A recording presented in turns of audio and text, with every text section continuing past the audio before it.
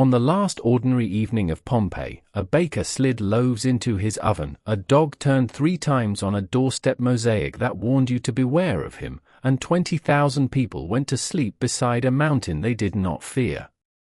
The ground had been trembling for 4 days. Nobody packed a bag. Tonight, we walk through that final evening street by street, and I will show you why the city missed every warning, what the ash chose to keep, and the one letter written by a 17-year-old that is the only reason we know how the world ended here. Before we go deeper into the night, if this is the kind of history you like to drift off to, subscribe, but only if you genuinely enjoy it here. And leave a comment telling me where in the world you are listening from, and what time it is there. Someone else is hearing this at sunrise. Both of you are welcome. So settle in, lower the lights, and let your shoulders drop. We begin in the year 79, on the Bay of Naples, where the evening air smells of salt water, wood smoke, and crushed grapes. Below the mountain, the city of Pompeii is finishing its day. Sandals scrape on stepping stones.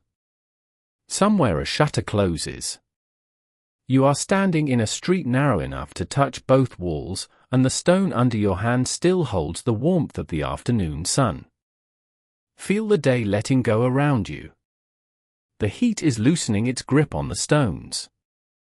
Swallows are stitching the last light together above the roof lines, and from an open courtyard comes the small ceramic music of dishes being stacked.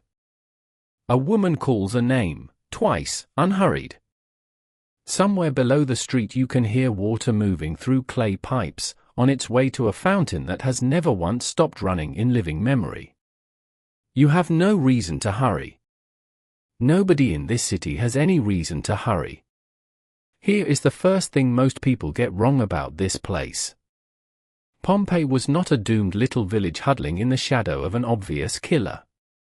It was a busy, confident port town, and estimates of its population in that final year run from around 11,500 people to as many as 20,000. This was a real city, with real traffic problems, real elections, and real rent. And it was a comfortable one. For about 100 years, since the time of the Emperor Augustus, Pompeii had enjoyed running water, carried in on a spur of the Serino aqueduct. That water fed more than 25 public street fountains, so that almost no one in the city lived more than a short walk from the sound of falling water. Imagine that sound now. A fountain murmuring at the end of the street, all night, every night.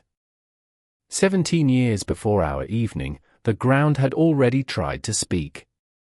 In the year 62, a massive earthquake tore through the whole Bay of Naples. Temples cracked. Houses came down. And here is the detail that tells you everything about how these people thought. When the volcano finally erupted in 79, some of that earthquake damage was still sitting there, unrepaired. Scaffolding was part of the scenery. Repair was a way of life. The earth shook here. That was simply what the earth did. And the mountain itself? On this evening it is simply scenery. Its slopes are green, terraced with vines, dotted with farmhouses. Children in this city have grown old and become grandparents without the mountain ever doing anything at all. When the ground murmurs at dinner, people steady their cups, finish their sentences, and pour again. Remember that steadiness. It is not stupidity. It is experience. Every lesson their whole lives had taught them said the shaking always passes. It had always been right before. Walk with me now through the last ordinary evening. Your stomach is telling you it is time to eat, and in Pompeii that rarely meant cooking at home. You follow the smell of stew through the lanes to a counter open onto the street, where big clay jars are sunk into the countertop, steam rising out of them into the dusk. These counters were called thermopolia, and Pompeii had nearly 100 of them. 100 hot food stalls in one small city. Hot stew and spiced wine ladled out to workers and sailors and anyone who did not feel like lighting a fire at home. Roman street food was not a novelty. It was the ordinary engine of an ordinary night. The walls around you are talking, too. Pompeians wrote on everything. Advertisements, love notes, insults, jokes, prices, poetry. Thousands of scribbles carved and painted onto the plaster of the city in the casual spoken Latin of ordinary people. And this is a quiet miracle, because that everyday street Latin was almost never written down anywhere else in the ancient world. Nearly everywhere, it simply vanished. Here, the walls kept it. Read a few of the walls as you pass, because the city is writing to you. A tavern keeper has painted his prices beside the door. A candidate for the town council is shouting in fading red letters that he is an honest man, vote for him. Below that, in a rougher hand, someone has scratched a joke about the candidate. A few doors down, a line of poetry. Then a heart. Then somebody's name, written by somebody else's hand. 2,000 years before social media, the feed was plaster, and it scrolled at walking speed. At one doorway you pause, because set into the floor is a mosaic of a black dog, teeth bared, straining against a chain, above two words, Cave Canem. Beware of the dog.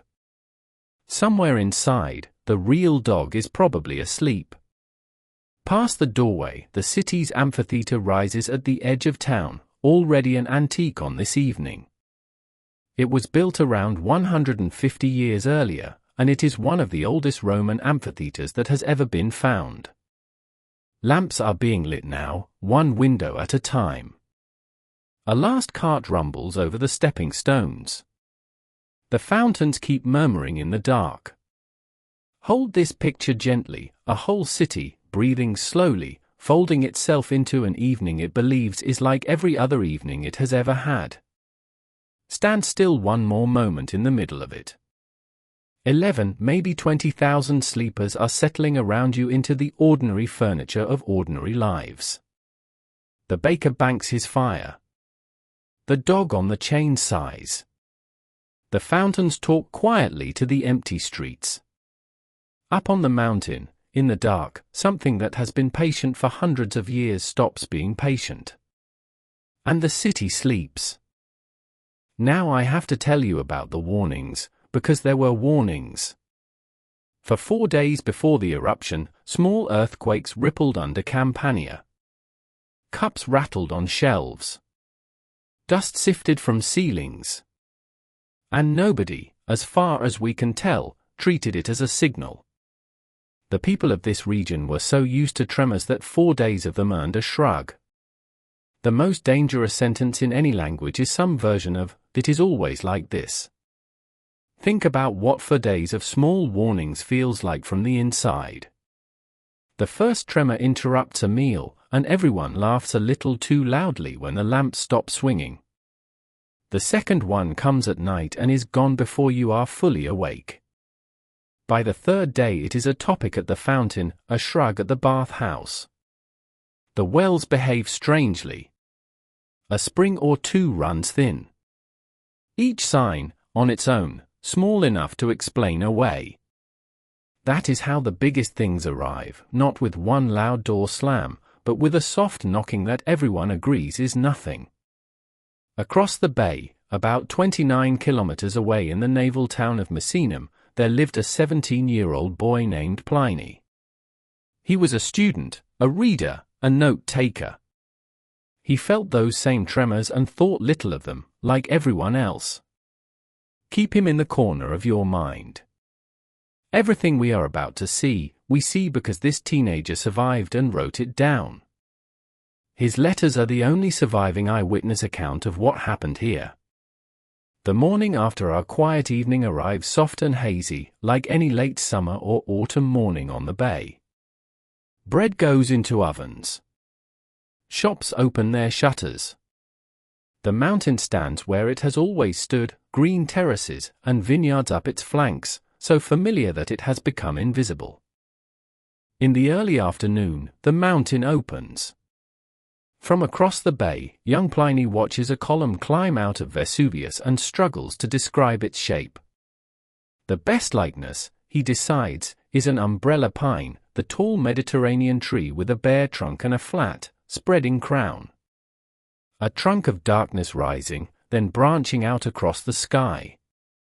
The numbers behind that gentle image are almost impossible to hold in your head. The eruption drove a cloud of ash and gas roughly 33 kilometers into the sky, deep into the stratosphere. Over its course, the event released about 100,000 times the thermal energy of the atomic bombs dropped on Hiroshima and Nagasaki, combined. And it did not come and go in a flash. The eruption went on for about 2 days. In Pompeii, directly downwind, day turns to night. The cloud spreads overhead, and then it begins to snow stone. Small white pebbles of pumice, light as bread crusts, clicking on roof tiles, gathering in gutters, piling on awnings. Strange, frightening, but slow. And that slowness matters more than anything else I will tell you tonight. In the streets of Pompeii, the first hours are confusion, not terror. People crowd into doorways and watch the sky the way you would watch impossible weather. Shopkeepers stand with brooms, sweeping pumice off thresholds as if it were strange hail that will surely stop. The pebbles are so light some float on the fountains. It is almost, for a little while, a marvel. Then the light goes wrong, the air starts to taste of sulfur and dust, and the sound of stones on tile stops being interesting and starts being the only sound in the world.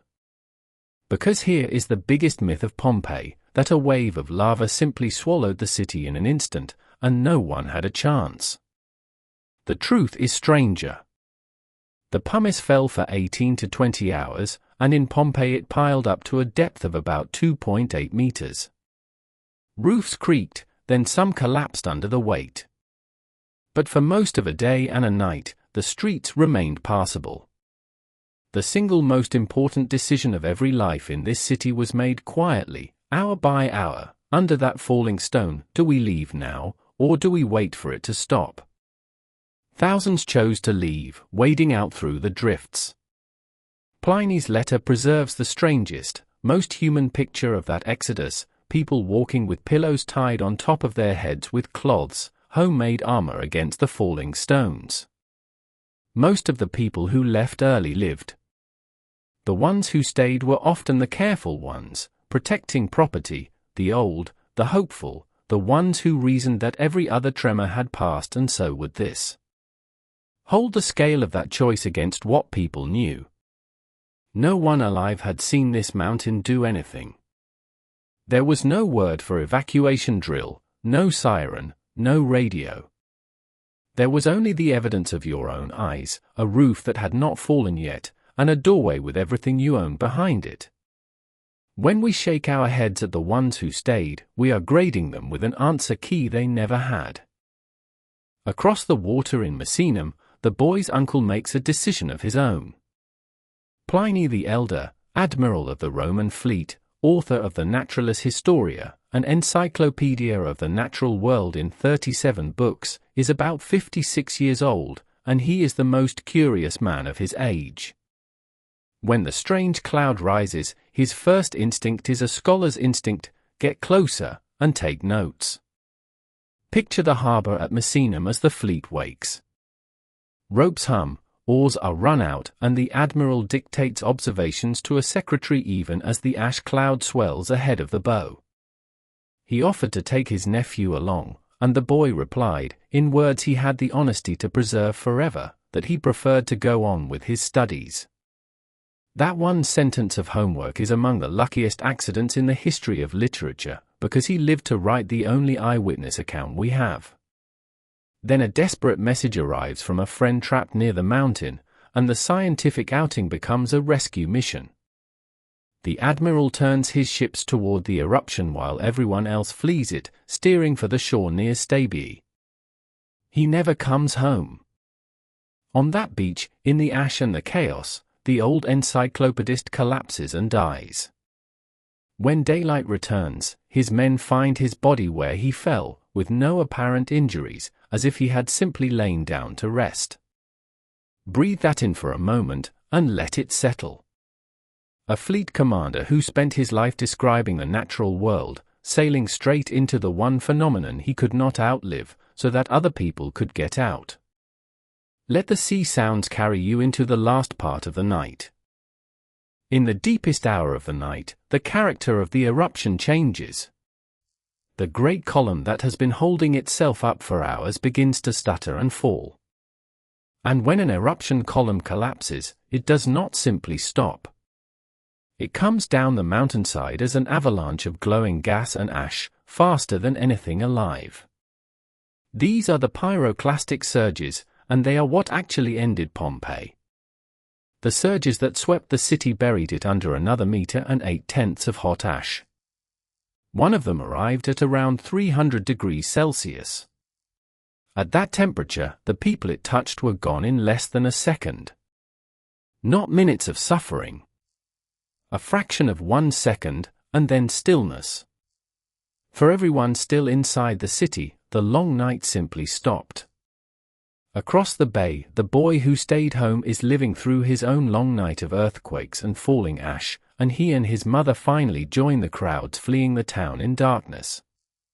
Years later he set it all down in his letters, plainly, the way you write when you are not trying to impress anyone. Those letters are the only surviving eyewitness account of these days, and nearly everything you have heard tonight stands on them. And then, for almost 17 centuries, nothing. The ash cooled and hardened. Grass grew. Vineyards crept back up the slopes.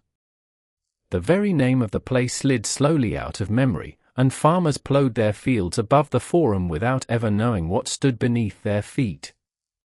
People imagine Pompeii staying perfectly lost until modern archaeologists arrived with brushes and notebooks. The record is messier and more human. In 1592, an architect named Domenico Fontana was digging a water channel and cut straight through ancient painted walls. He noted them, and the world went back to sleep. It took until the 20th of August, 1763, for diggers to find an inscription with the city's name on it. Only then did anyone know for certain, this is Pompeii. A century later came the idea that changed everything. In 1863, a new director named Giuseppe Fiorelli took charge of the excavations. His workers kept finding strange hollows in the hardened ash, with bones inside.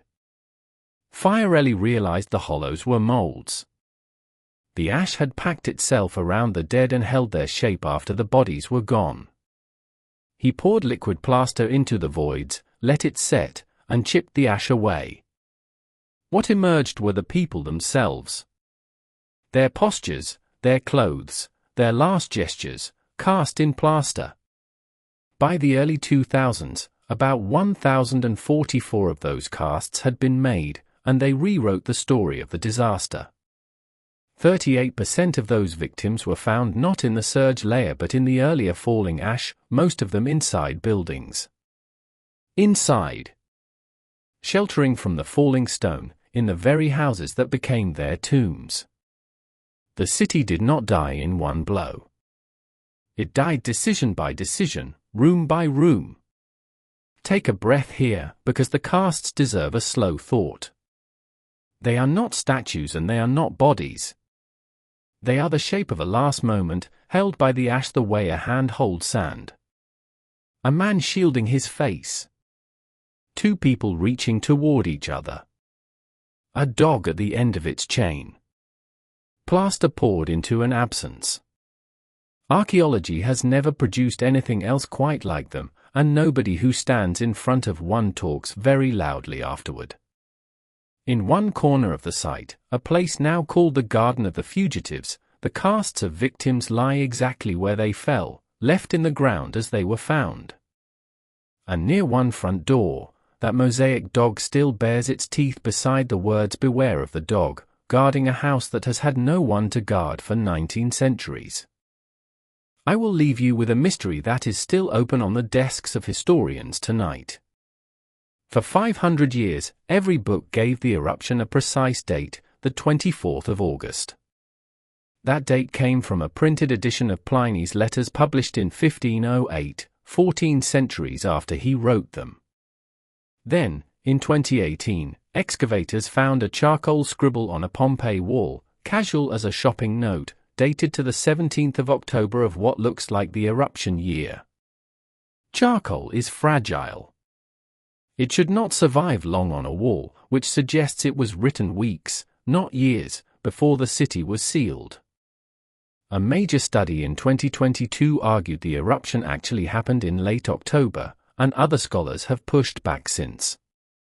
Somewhere between a summer afternoon and an autumn one, the truth is still being argued about, nearly 2,000 years later.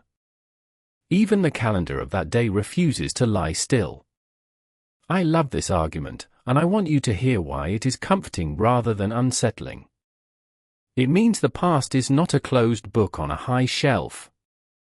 It is a live investigation, still moving, still capable of being corrected by one line of charcoal on one wall.